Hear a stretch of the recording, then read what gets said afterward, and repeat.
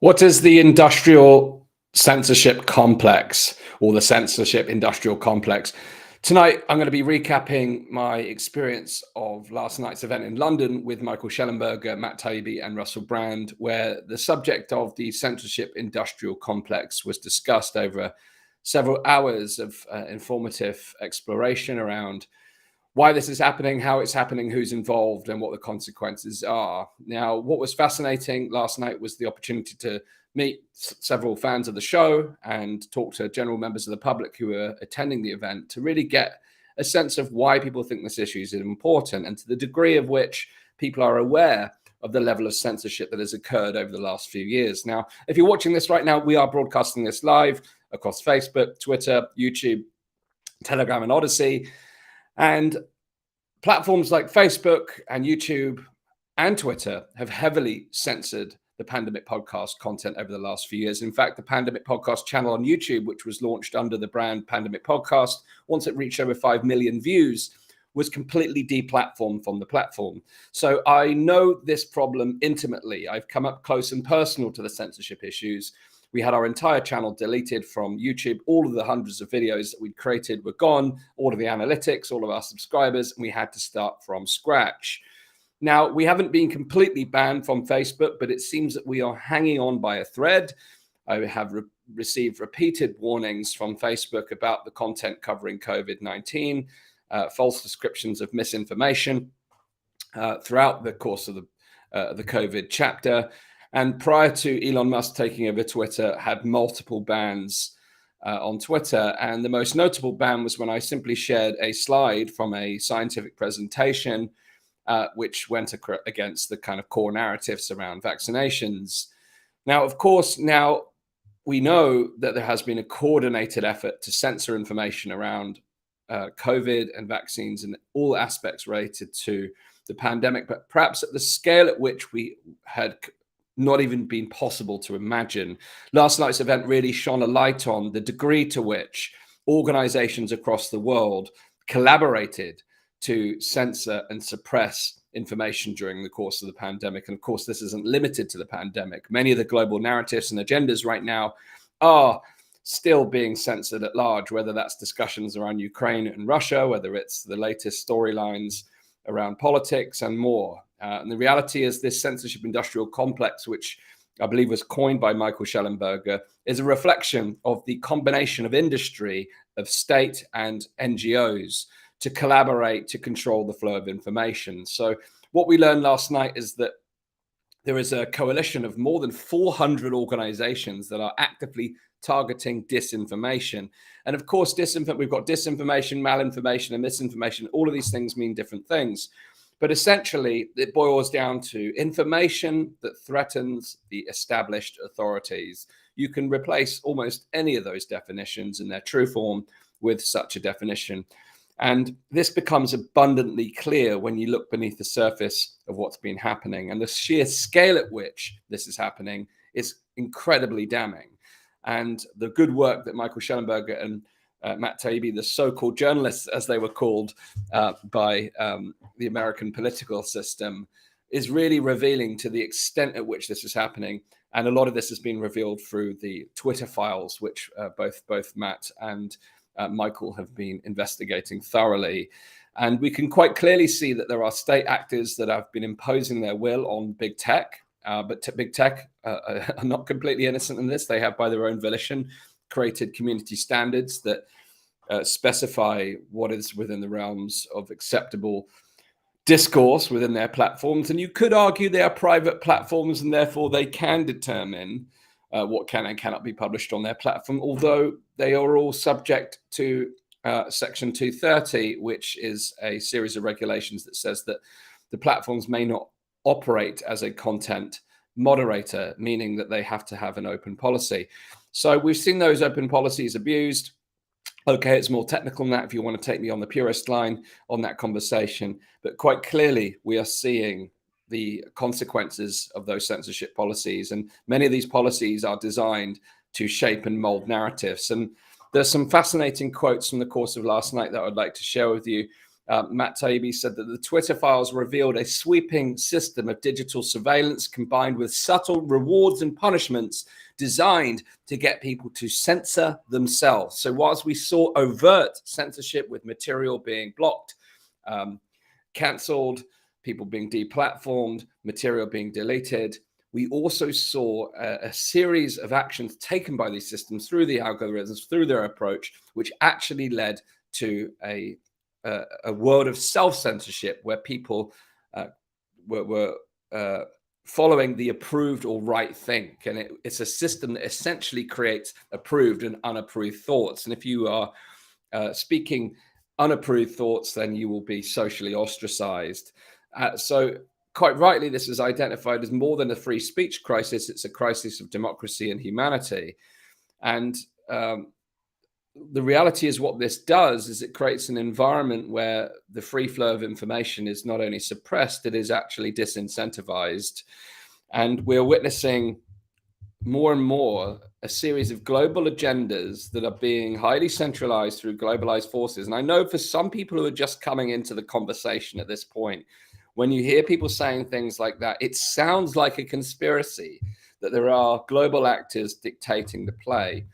Well, the reality is the same is true throughout history. We happen to live in a world right now where the power centers are not akin to medieval times of castles and kings, but now we live in the world of glass towers and ivory, the corporate world and the influence that the corporations have upon society and how it's run through private-public partnerships, through governments.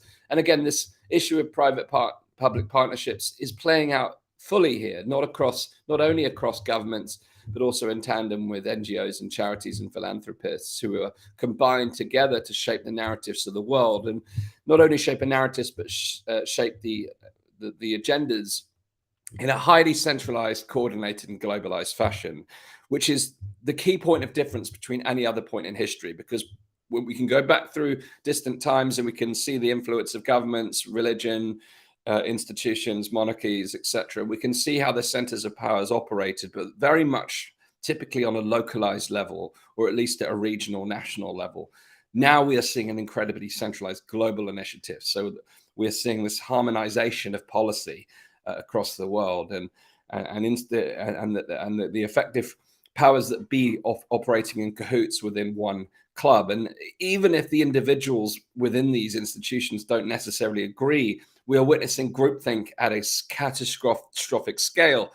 And now when we see institutions coming together to collaborate on tackling hate speech or disinformation or misinformation or malinformation, however you wish to term it, we can see the robust policies that have been distributed through social media and big tech, creating vast consequences on the free flow of information.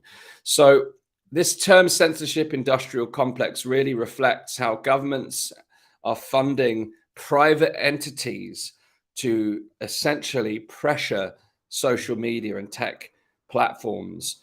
So the question of where does it originate, where does it begin is unclear. Is it the private interest directing it? Is it the state interest? Is it the supranational interests? It's often the supranational interests that are directing this. And the reality is we are seeing an increasingly close knit of players. And Matt Taibbi, as I mentioned, identified over 400 players who are working together to tackle what they deem to be threatening information. So President Eisenhower warned of the unwarranted influence of the military-industrial complex on society. Today, we face the same threats through censorship run by, today, the tech elites. Now, it's a threat to our liberties, endangers our liberties and democracy.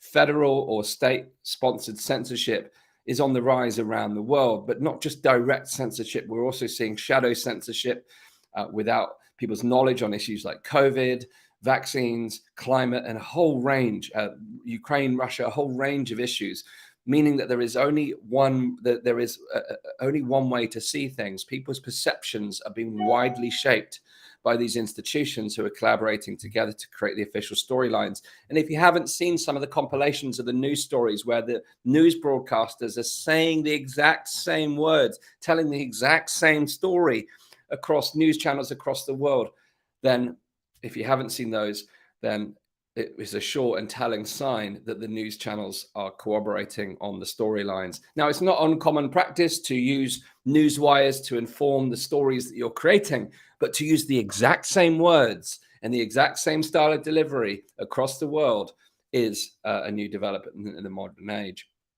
We're seeing an impact on core civil rights. We have the right to express ideas. We have the right to express ourselves in a free and open society. We have the right to debate and discourse. We're seeing private interests pressurizing news media outlets, private interests pressurizing and influencing governments. We're seeing organizations, security organizations, the Department of Defense, the CIA, and other intelligence influence agencies having this enormous influence over tech platforms and media outlets. And in fact, as suspected, members of the FBI were working directly in-house within Twitter. We're seeing blacklisting and bans. We're seeing people like myself blacklisted across multiple channels, so either curtailing our reach or canceling it altogether. Censors are deciding what you can and cannot see, and then we're seeing this faulty world of funded fact-checking, which manipulates information under the guise of fact-checking to validate to invalidate the so-called conspiracy theories and misinformation and to validate the primary narratives. But worse still, we're seeing a huge level of psychological manipulation, combining psychological and behavioral techniques with highly sophisticated computer science and data science tools to shape and mold narratives so that you can only see the world in one particular light. And this is happening across every major news story that we're facing today, and an enormous amount of money and effort is being focused on these issues. Now, if you're, again, first time looking at this story, you might think this sounds far-fetched. Trust me, once you scratch beneath the surface, you see a world of collusion and corruption and control that is directing our narratives.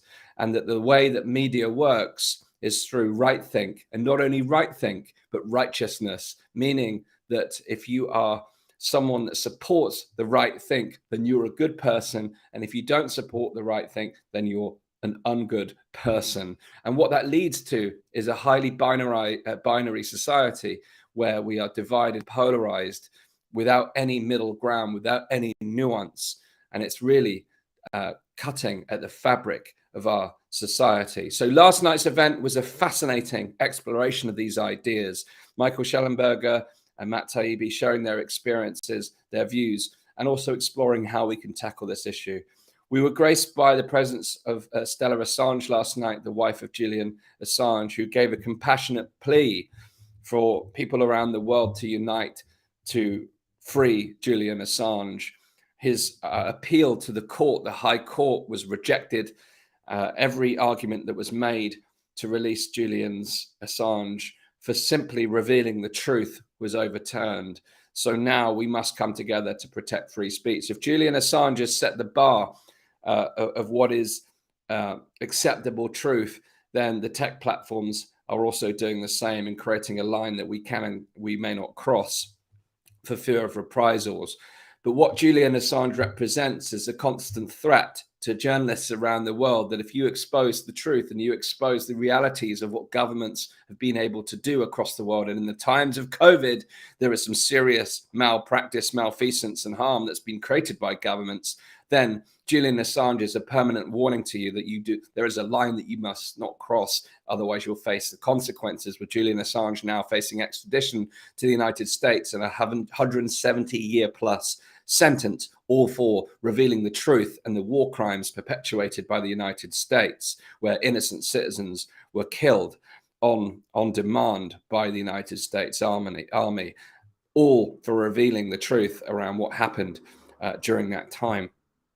Now, we have to ask ourselves a question about the consequences of this manipulation of information, the suppression of free speech. Well, it really does erode our ability to make sense of the world, and it tears at the fabric of democracy. So it is a critical factor of living in a free society. Now, I mentioned that we're living within a centralized and globally coordinated society. When in history has the overt centralization of power not resulted in authoritarian and totalitarian sentiment? We are witnessing the rise of authoritarianism and totalitarianism at the highest level at this time in history. And the only thing really preventing people from seeing it is the suppression of this free flow of information. So it's vital now that we stand together and stand for free speech. Last night, pointed to some of what those solutions may be. And as Matthias Desmet recently shared at the Better Way conference, one of those solutions is simply to continue to tell the truth without fear and to courageously challenge the narratives and to challenge those in power in pursuit of that truth, and be willing and open to correct our mistakes with humility, and to be willing to challenge our own assumptions in pursuit of that truth, knowing that perspectives and perception can alter our reality when it comes to understanding the true nature of any given subject. So it's important that we continue to pursue forward and stand up for free speech. We must challenge big tech. We must ask questions around whether the policies are created of the own volition of the tech platforms, or whether it is indeed pressure from above, pressure from outside institutions, organizations, private or public, that are pressurizing these tech platforms to censor our voices. In either case, it is in our hands to take a stand and say no, that we stand up for free speech and we reject the censorship that has been imposed upon us, this nanny state. And in many cases, the private interests, including NGOs and non-profits, are doing the bidding for governments and centralized organizations and international and supranational organizations. So now is the time to act. The solutions are emerging, including new platforms which enable free speech. But we're at the very beginning of a journey, and it's an important journey that we must all take if we want to stand up for free and open societies and refute the fact that I was going to begin today's episode with a bit of fun, because I saw in the news that a Canadian talk was cancelled in the physical world because it was going to talk about peace in Ukraine. It was going to talk about peace. When in history has it become a censorable offense to pursue peace? I mean, how many crazy far-right, anti-vaxxer, conspiracy theorist, anti-Semites are there right now talking about peace? This is the reality that we face. And you know that there are censorship techniques and behavioral techniques being deployed when you are seeing things being dismissed as far-right, conspiracy theorist, anti-Semite, anti-vax. These are common slurs, ad hominem attacks that go after, that shape public perception and create the idea of groupthink because people don't want to belong to these characteristics. It also shows the direction of the wind of travel here and the progressive nature of this elite capture of the global narratives. So it's important that we stand guard at the door of our mind and seek a sense of common humanity and compassion and respect for one another, and open discourse and respect for different viewpoints and empathy around different views, and understand that often those that we disagree with are often victims of the propaganda. It doesn't mean that we are right and they are wrong. It means that the system is being designed in order to restrict the flow of information and create the perception of the narratives that our world is facing right now. So it's a critical time, as I've mentioned, that we must come together to explore solutions to this. And last night's event in London was a really great starting point to reveal the depth and width of this particular problem. So we can start to ask the questions: how do we start to break this down? How do we decentralize? How do we stand up for the value of not only free speech, but our fundamental freedoms when we live in a time when these freedoms are hugely under attack, and the amount of power and money behind the suppression of these free speech ideals is vast. But we have numbers, and between us, we can tackle these things. And if it's in our hearts and in our minds, then we can find a way forward. So in summary, free speech is under attack. We must stand together and we must find a way ahead. That's all I have for you tonight. We During the course of the height of the pandemic, on the pandemic podcast, we had stadiums full of people watching live. If you've been with me since the beginning, you'll know that the view counter would have said at minimum hundreds of people, but oftentimes we had multiple thousands of people watching concurrently. Now we can barely reach a handful of people because our content is being suppressed on almost every channel. We're blacklisted, we're restricted, and we cannot even express perspectives and opinions on the state of the world without fear of reprisals. So, to help us navigate that censorship, please subscribe to our newsletter. Join us at danastingregory.com/pandemic. That's danastingregory.com/pandemic.